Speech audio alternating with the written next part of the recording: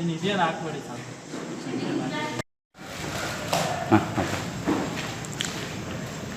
ಇವತ್ತಿನ ದಿನ ನಾವು SN ಕ್ರಿಯಾ ಟ್ರಸ್ಟ್ ವತಿಯಿಂದ ಹೊಸಕೋಟೆ MEJ ಆಸ್ಪತ್ರೆ ಅವರ ಸಹಕಾರದೊಂದಿಗೆ ಉಚಿತ ಬೃಹತ್ ಆರೋಗ್ಯ ತಪಾಸಣಾ ಶಿಬಿರನ ಚೀಮಂಗಲ ಸರ್ಕಾರಿ ಕುವೆಂಪು ಮಾದರಿ ಶಾಲೆಯಲ್ಲಿ ನಾವು ಇವತ್ತು ಹಮ್ಮಿಕೊಂಡಿದ್ವಿ.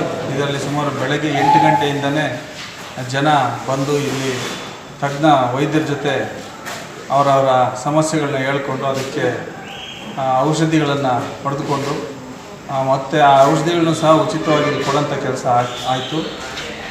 ಮಕ್ಕಳ ತಜ್ಞರು ಬಂದಿದ್ದರು, ಮೂಳೆ ಡಾಕ್ಟರ್ಸ್ ಬಂದಿದ್ದರು. ಅದರ ಜೊತೆಗೆ ಹೆಣ್ಮಕ್ಳದ್ದು ಗರ್ಭಕೋಶದ ಸಮಸ್ಯೆ ಇರೋಂಥ ಡಾಕ್ಟರ್ಸ್ ಬಂದಿದ್ದರು.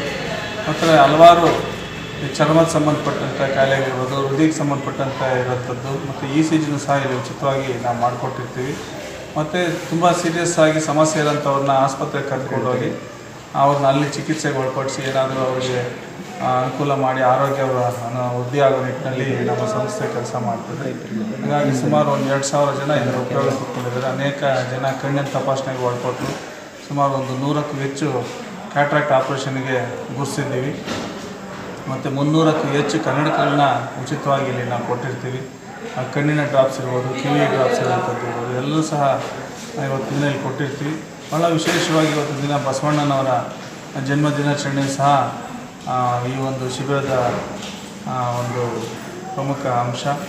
ಅವರ ಧ್ಯೇಯ ಆದರ್ಶಗಳನ್ನ ನಾವು ಒಂದು ಪಾಲಿಸುವಂಥ ನಿಟ್ಟಿನಲ್ಲಿ ಕಾಯಕವೇ ಕೈಲಾಸ ಎಂಬ ಧ್ಯೇಯ ವಾಕ್ಯದೊಂದಿಗೆ ಆರೋಗ್ಯದ ದೃಷ್ಟಿಯಿಂದ ಸಾಕಷ್ಟು ನಾವು ಶಿಡ್ಲಘಟ್ಟ ತಾಲೂಕಿನ ಹಲವಾರು ಕಾರ್ಯಕ್ರಮಗಳನ್ನ ಮಾಡ್ಕೊಂಡಿದ್ದೀವಿ.